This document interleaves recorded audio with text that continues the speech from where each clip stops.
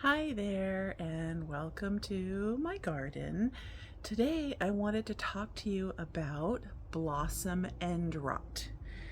Do you have tomatoes that are looking like this, where at the end, where the blossom would be, they're starting to rot, turn brown? This is a really common problem for tomatoes, and I think other vegetables as well. I know people like with zucchinis, squash, they often have issues with blossom end rot as well. This is interesting because I did a count. I have, I think, 14 different varieties of tomatoes planted in my garden. You can see I've got these beauties behind me. So I have 7 in here, and then I have another 4 or 5 out in the grow bags, in those ones that I'm testing out. And I only have one variety that is showing signs of blossom end rot. It's a variety, I just picked it up at, I think, Home Depot. I had not heard of it. It was called Health Kick Tomato.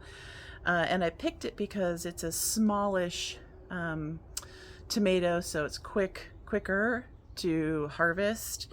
Matures in 72 days. And what that means is from pollination to harvest takes 72 days. Where some of my larger heirloom tomatoes, they're still getting bigger and bigger and bigger. Those huge ones, the German Johnson, I think those are like 90 day, feels like, but they could be like a pound. They're big. So I like a variety of different tomatoes so that I can have them consistently. So these are small, as you could tell. You know, they won't get much bigger than this, but it looks to be some sort of, a hybrid. It's not an heirloom variety of some sort. And it's the only one. So interesting, because I have it planted in my orphan garden slash vegetable garden, and it's being treated the same as the other 3 around it. I've got a Brad's Atomic, which is a really kind of cool, I don't know if you would consider it a cherry tomato, but they're pretty cool. I'll show you when they're ripe. They're like purple and green striped. And I've got a couple other ones in there, and they're all doing great, but this one is not. Now it's on the inside. It's kind of shaded by a plant that is more vigorous, so it's not quite as prolific as maybe it would be if it was getting more attention, more sun. But that's not what blossom end rot is about. Blossom end rot, now I'm no expert, but what I've gathered is that blossom end rot has to do with calcium and the uptake of calcium. So when the plants are in the garden, they need a continuous, consistent source of calcium in order to fruit and have healthy fruit. And the thing that really causes a plant to struggle to be able to provide that consistent, continuous calcium is heat and water.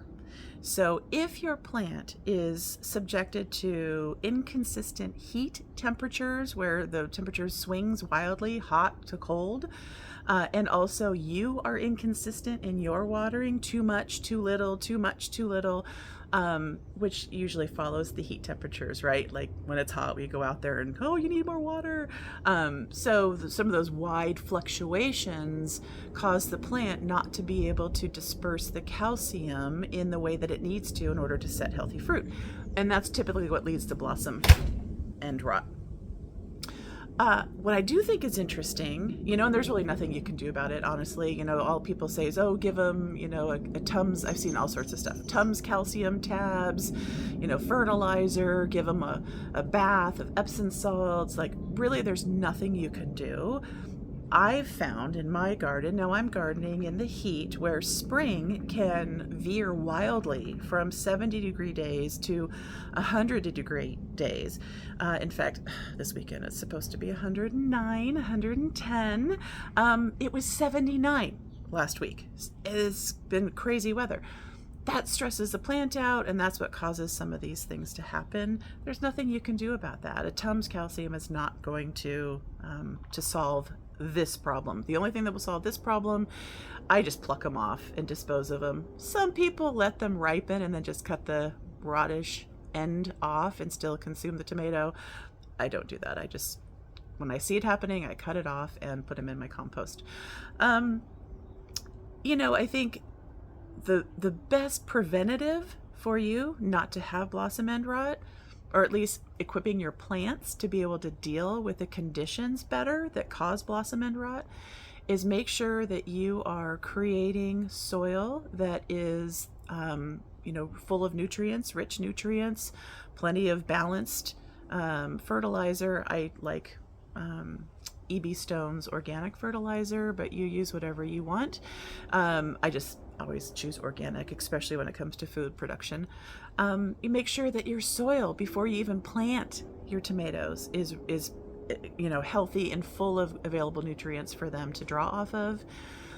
When those temperatures do start to fluctuate, crazy, you might want to investigate in protection from the hot afternoon sun. That's what I do. I have them planted here where they don't get a lot of, direct sun in our heat.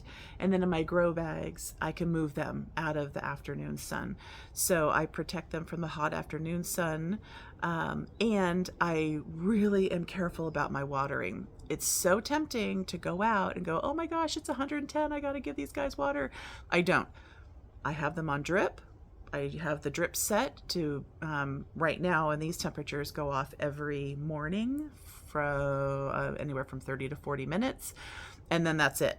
I don't come out and supplement water usually, because that's what also leads to problems. That's usually where you get cracking. If you give it all of a sudden too much water when it's kind of, thirsty, and it takes in that water, and it will just go right, and that's what leads to the cracking, is that it swells too much from the water. So I practice tough love, and I monitor, and there's tons of farmers that are practicing dry farming techniques for tomatoes, which is they don't give a lot of supplemental water. They expect the roots to go down deep and tap into some sort of underground reservoir. Those are delicious. Now your fruit might be a little smaller, but the flavors are more intense. So, start with good soil, start with organic fertilizer, and then control your water, avoid temptation, protection from the hot afternoon sun. You may want to top off your vegetable garden. I use Garden Tone by Espoma products. I get them at Home Depot. You can pick up that fertilizer and give them a little, top off midway. And that will help also. And just keep an eye on it. Pluck off the infected roots and just give it time. Just give it time. Or infected roots, listen to me. Pluck off the fruits that's showing damage from blossom end and just dispose of them, and the rest should be fine. What I do think is so interesting is that of all my plants, this is the only one. So, maybe some varieties are just more susceptible to it than others. Maybe it's just in a little section of the garden that maybe is more stressed out. I don't know. It's interesting. I only have these 3 that have it. The rest of the fruit on the plant doesn't seem to have the problem. So whatever it is, it's rectified itself, which is great. You'll see my tomatoes look healthy, and I just picked off the early girls and the Sun Sugar. You can see that. I just picked a bowl this morning. Actually, my daughter did. One of my 2 bees picked this bowl. We're gonna have a delicious tomato salad for dinner tonight. All right, that's all I know about tomato end or blossom end rot. I hope you find it helpful. Just remember to practice consistent, even watering. Put your attention into the soil even before you plant. Protection from that hot afternoon sun. And just know that sometimes it's just part of it. It goes with the temperatures, and don't worry too much about it, and your plant will recover and will regain and do just fine. All right. I hope you have some time to go out and enjoy your garden today. And if you have some tomato successes, I hope you enjoy those for a yummy summer dinner tonight.